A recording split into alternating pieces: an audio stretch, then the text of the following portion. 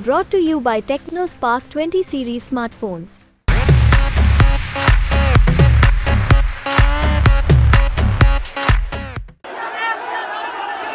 Brother, यहाँ पे हमारा माइक खराब हो गया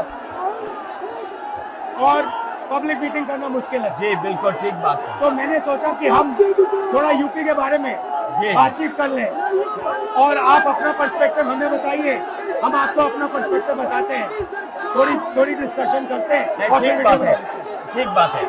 मैं समझता हूँ कि जब माइक खराब हो गया हम दोनों बात करेंगे, वो रिकॉर्ड होकर के जाएगी तो लोग बेहतर और अच्छा समझेंगे और अच्छा रिजल्ट आएगा। और क्योंकि सोशल मीडिया से वेल कनेक्टेड है तो सब लोगों को जानकारी मिल जाएगी कि हम और आप क्या बोल रहे हैं। यूपी जो 80 सीटें ले रहा है, इसमें 79 सीटें समाजवादी पार्टी, कांग्रेस, इंडिया गठबंधन जीत रहा है।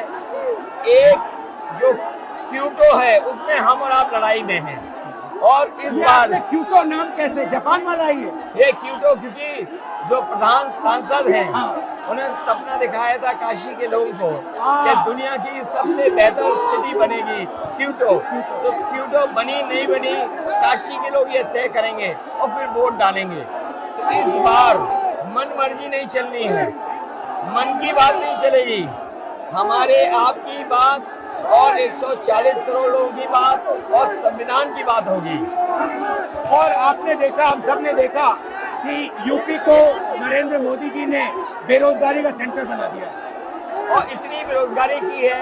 ये जितने बच्चे दिखाई दे रहे हैं ये दिखाओ, वो लोग हैं दिखाओ जो अग्निवीर या पेपर लीक जिसकी वजह से उन्हें नौकरी नहीं मिली है और ये सब रोजगार नौकरी चाहते हैं। बीजेपी ने जो झूठे सपने दिखाए थे इन्वेस्टमेंट मीट के, जो झूठा सपना दिखाया था डिफेंस एक्सपो का, जो सपने बेचे थे G20 में, लेकिन इन नौजवानों को न नौकरी मिली न रोजगार मिला, आज ये खाली हाथ हैं।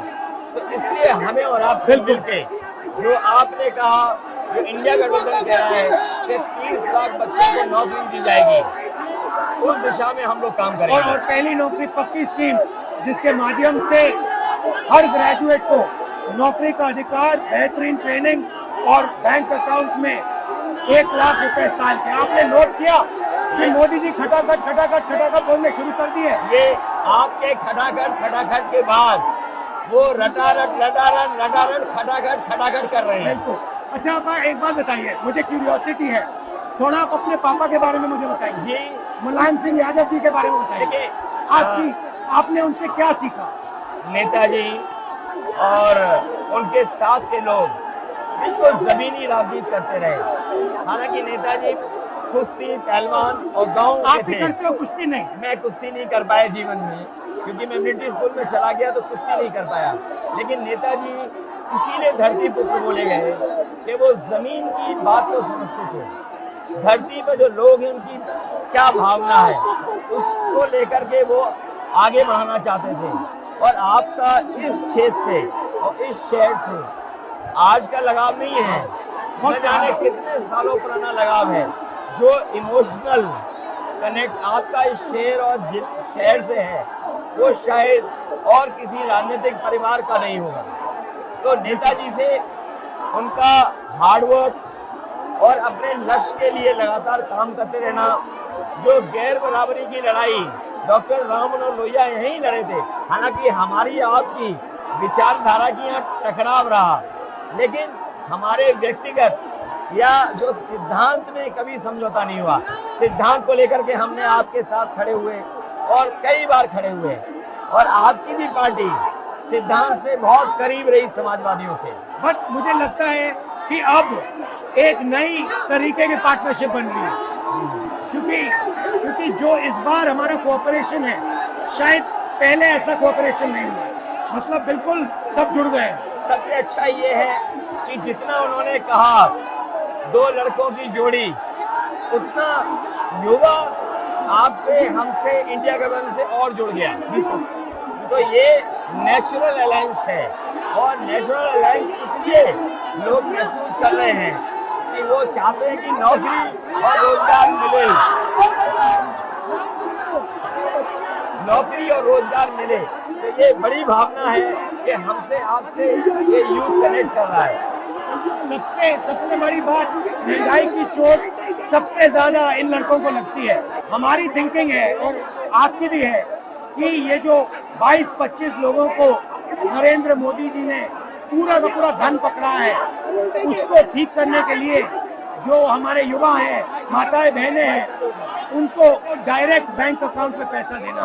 देखिए, ये जो लोगों के पास पैसा पहुंचने से जो अर्थव्यवस्था को लाभ मिलेगा, मैं समझता हूँ इनका भाग्य में बनेगा और देश की अर्थव्यवस्था ही बेहतर होगी।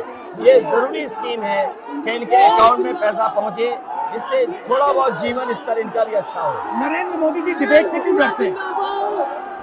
क्योंकि वो सच का सामना नहीं करना चाहते। पूरा उनका झूठ का गुब्बारा है। वो बीजेपी और बीजेपी के लोग मन मर्जी से चलते हैं, अपनी मर्जी से चलते हैं, और उनको लगता है कि डिस्कशन की कोई जरूरत नहीं है क्योंकि वो सब कुछ जानते हैं। डेमोक्रेसी में जितना डिस्कशन होगा, जितने विचार एक दूसरे को हम सुनेंगे और एक दूसरे पे भरोसा करेंगे, उतना हमारा लोकतंत्र मजबूत होगा। ये बीजेपी के लोगों ने न केवल हमारी जान को खतरा पैदा किया है, बल्कि लोकतंत्र को भी और संविधान को भी खतरा पैदा कर रहे हैं। और इसका नतीजा दिख रहा है कि चाइना हमारी जमीन के अंदर आ रहा है, आ गया।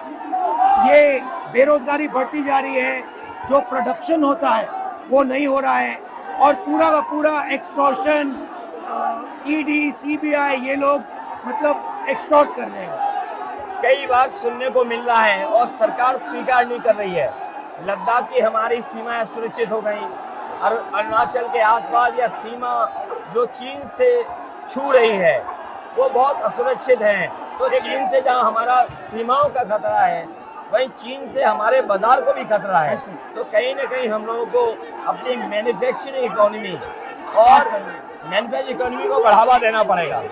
और ये जो स्कीम्स है, पहली नौकरी पक्की और महालक्ष्मी, ये मैन्युफैक्चरिंग सिस्टम को, इकोनॉमिक सिस्टम को जंप स्टार्ट करने के तरीके हैं। ये बहुत अच्छा जंप स्टार्ट होगा। इसको अगर फोकस होकर के आईआईटी, पॉलिटेक्निक, इंजीनियरिंग कॉलेजेस को, इन सबको इकोसिस्टम में ला करके, मैं समझता हूँ युवा नौजवानों को अच्छी नौकरी और रोजगार मिल पाएगा। और हमारा लक्ष्य है कि सब, हर जात को भागीदारी मिले, स्पेस मिले, हर इंस्टीट्यूशन में, बिजनेस में, एजुकेशन के सिस्टम में।